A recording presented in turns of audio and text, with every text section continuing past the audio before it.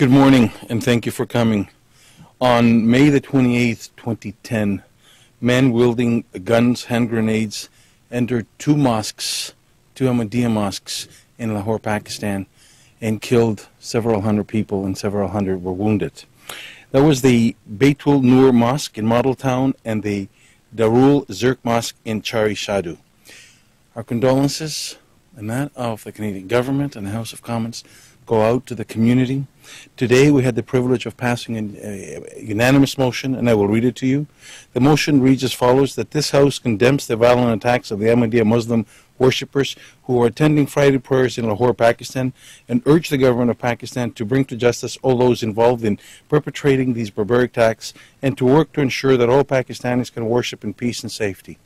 I've had the privilege of knowing the community and for the last 22 years, and to be with the community, have visited Pakistan, have visited their headquarters in Rabwa, have visited the mosques that are in question, and when I found out that friends and people that I knew were killed, I was moved. My condolences go out to them and their families. And I have with me Mr. Ashraf Sial, who is the regional Amir of Eastern Ontario from the Ahmadiyya Muslims, to give us a couple of words. Thank you, Jim, for inviting us. The history of the persecution of our community in Pakistan is long and very sad and tragic. A democratically elected Prime Minister, Mr. Zulfikar Ali Bhutto, made an amendment to the Constitution which says that Ahmadis are not Muslim for the purpose of the Constitution. It led to a lot of killing and looting, and a lot of people lost lives and the businesses as a result of this.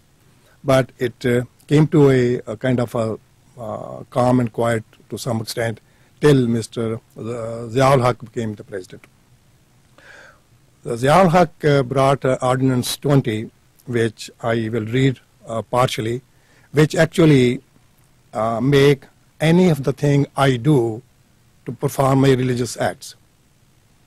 And it's a not very lengthy one, but the thing which I have selected: if I call myself a Muslim or preaching or propaganda of my faith, I commit a crime. If I directly or indirectly, and this takes the cake, poses myself as a Muslim. If you want to define that, what is posing like a Muslim? You posing like wearing clothes, or you wearing a cap on your head, are you saying Assalamu alaikum to somebody? Or I propagate my faith or invite others to accept my faith by words, either spoken or written, or by visible representation in any manner whatsoever, which outrages the religious feelings of Muslims, shall be punished with imprisonment of either description of a term of may extend to 3 years, and shall also be liable for fine. And when this was challenged in the Supreme Court, the defense was the Muslims, which are official Muslim according to their definition of a Muslim, they own a patent. In other words, if we call ourselves for the our prayers, which is called azan, they own the patent to azan. We can't call it azan. We can't call a place of worship a masjid because they own the patent to masjid. So and the funny part is that it even violates Pakistan's own constitution, because theoretically it says that every citizen's faith and religion, faith and freedom will be protected. This legislation has been condemned by various organizations, including the United Nations Human Rights Commission, various religious organizations, Pakistan Human Rights Commission, Amnesty International. So many international bodies have condemned, and currently the worst situation we are charged with is the disrespectful to the Holy Prophet Sallallahu Alaihi Wasallam, which of course no Ahmadi will even dream about. In one case, a family had issued an invitation card. On top of the card was Bismillah ar-Rahman ar-Rahim, which is I start in the name of the Maker. Prophet's name is not in it. So this person is denied bail. He is charged The case goes to the High Court. The judge of the High Court changes the charge to more serious, which is the disrespect to the Holy Prophet. And for your information, the only punishment for the disrespect of the Holy Prophet is death. So the defense lawyer asked the judge, Your Honor, Bismillah ar-Rahman ar-Rahim, Holy Prophet's name is not in it. And he said, no, Allah and Prophet are the same. I'm going to charge them with a more serious offense than what the person was originally charged.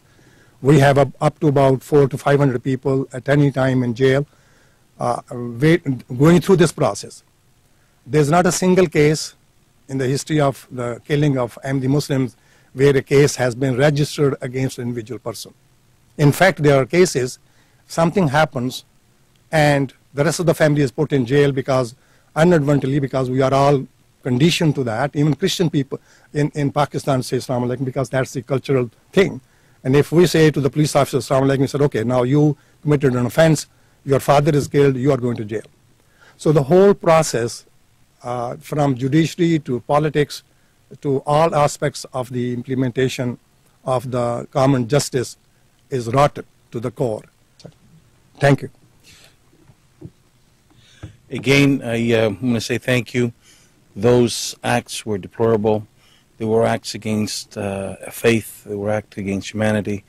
So today, the House of Commons and all my colleagues, I want to thank them for rising up and joining me, and my seconder of the motion, Scott Sims, and the fellow that jointly moved it together with me, Tim Opal, to thank them for making this possible.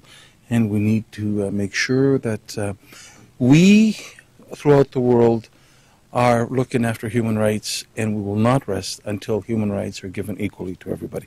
Thank you again.